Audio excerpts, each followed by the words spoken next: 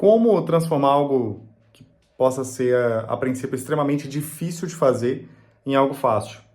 Bom, eu passei o último final de semana com alguns empreendedores em uma pousada e foi um momento ali que a gente estava junto, fazendo churrasco, muita reflexão surgiu.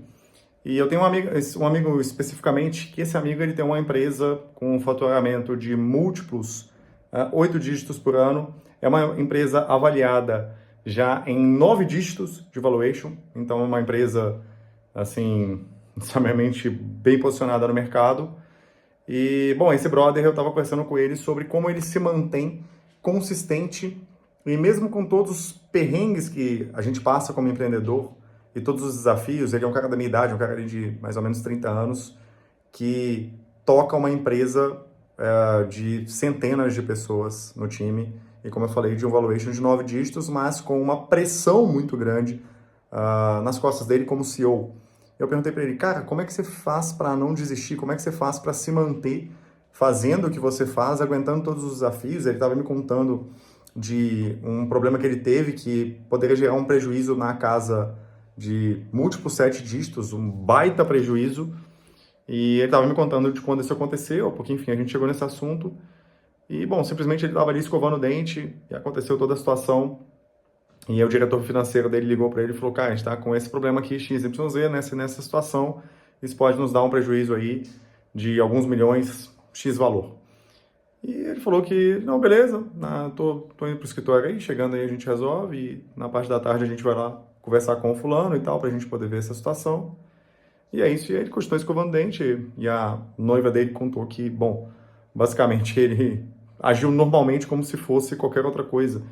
E aí ela perguntou para ele, a noiva perguntou para ele, como que você consegue ficar tranquilo numa situação como essa, com baita prejuízo aí eminente que pode acontecer, de alguns milhões? E aí ele respondeu para ela assim, qual é a opção que eu tenho? Qual é a opção que eu tenho? Eu vou fazer o quê? Eu vou sentar aqui, chorar, reclamar? Não, simplesmente eu vou focar sem parar em encontrar a solução e resolver essa solução. E é isso. É a única coisa que eu tenho para fazer. O que mais que eu posso fazer? E eu questionei para ele, falei, cara, como é que você consegue ter essa mentalidade? Como que essa mentalidade blindada, ela acaba te atingindo? E, bom, ele trouxe para mim que chega um momento que na empresa dele e na vida dele se tornou inevitável ele não pensar em desistir, porque acaba chegando num contexto, né, onde aquilo que é muito difícil no início acaba se tornando um pouco mais fácil pela atração do negócio e você acaba, muitas das vezes, tendo muito mais facilidade para continuar, né? E eu considero que isso é como se fosse uma espiral, que aqui você vai começar e aí você tem um esforço muito grande e um resultado muito pequeno aqui, né? Então, vamos dizer que isso aqui é um resultado muito pequeno. E aos poucos aquilo vai girando, vai girando, vai girando, e conforme o próprio desenvolvimento do negócio, o resultado, né, se a gente fosse medir que o resultado ele fosse daqui para cá, né, e aqui com mais resultado, aqui com mais resultado, e aqui com menos resultado, bom, fica muito mais fácil essa espiral quando ela está girando aqui, você manter o resultado de forma consistente. E é muito mais essa espiral do que qualquer outra coisa.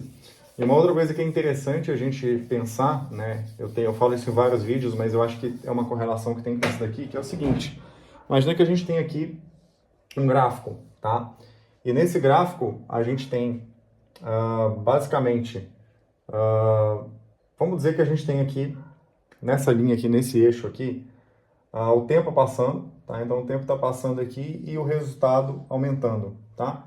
Então nessa forma aqui, vamos dizer que aqui a gente tem o resultado aqui, e aqui a gente tem o tempo passando, beleza?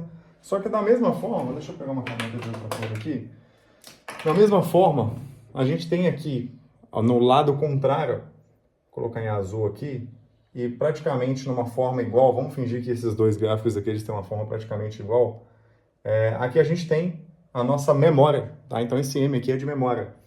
O que acontece? A gente vai passando aqui até ter o resultado, né? O tempo vai passando aqui, vai passando. E aí, quanto mais tempo passa, a gente vai empilhando ali uma facilidade para ter o resultado, que é um efeito exponencial. Então, quanto mais tempo, mais fácil ter resultado. Só que o interessante é que a nossa memória, ela segue esse gráfico aqui muito parecido, né? Que é quanto a memória, ela começa, na verdade, muito alta, o resultado ele começa muito baixo aqui, a memória ela começa muito alta aqui, mas quanto mais tempo passa, mais a nossa memória ela reduz, então menos memória a gente acaba tendo, né? E muitas das vezes o resultado ele começa a acontecer, por exemplo, aqui, ó, ele começa a acontecer nesse ponto. Só que a gente acaba, muitas das vezes, ignorando isso, porque a gente não percebe que o resultado ele vai chegar nesse ponto exatamente. E a gente vai se esquecendo dos motivos pelo que a gente começou, a gente começa a pensar em outras coisas, e essas outras coisas do tipo, é melhor eu fazer outra coisa, existe um novo modelo de negócio que é melhor, e tudo nos leva, com a redução da empolgação que a gente começou a fazer aquele negócio, tudo nos leva à desistência, que a memória ela vai diminuindo. Enquanto que se a gente continua, o resultado ele tende a ir aumentando, só que a gente não percebe. E existe uma dificuldade da cognição humana de perceber esse efeito. Isso aqui é o que a gente diria que está relacionado a causa e efeito, né? Então, a gente não está entendendo essa causalidade, o que a gente está colocando de input, de esforço, que não está tendo um resultado imediato, porque esse resultado, muitas das vezes, ele vai começar a acontecer aqui, os resultados que realmente são resultados com uma tangibilização enorme. Aqui, talvez o resultado ele não é tão tangível, né, nessa parte aqui, e isso faz com que a gente desista, muitas das vezes, antes de chegar nesse ponto em específico aqui, tá? Então, às vezes, antes da gente chegar nesse ponto em específico, a gente simplesmente desiste, enquanto se a gente continuasse mais um pouco, a gente teria um resultado satisfatório aqui, por exemplo, que faria a gente não desistir. E tem outro fator também que é o seguinte, quanto mais o tempo passa, mais a gente fica propício a não desistir pelo simples fato do que a gente construiu, que é a lógica da espiral que eu desenhei. Então, se você desiste toda hora, você nunca vai coletar esse efeito exponencial, porque ele só acontece quando você empilha muito esforço e muita otimização, e é o que eu falo em um dos meus vídeos aqui, né? Que eu não erro, eu aprendo, eu reavalio, eu refino aquilo que eu estou fazendo para ter resultados melhores. E aqui é a mesma coisa, se você simplesmente encara o erro como uma desistência e você sai disso aqui, você vai começar outro gráfico, tudo de novo, e aí o seu resultado ele vai começar baixinho aqui de novo, né? E aquilo que tem um potencial talvez de vir para cá, antes sequer de chegar em algum resultado exponencial, você simplesmente vai chegar aqui e vai desistir, né? E aí você começa outro gráfico de novo, e aí você vem e começa quando você está próximo de ter algum resultado, você desiste de novo. E aí você nunca coleta esse efeito exponencial aqui do resultado. Então é por isso que você deve se concentrar em poucas coisas para que essas poucas coisas te deem muito resultado. Comenta aqui para mim se faz sentido o que eu falei nesse vídeo.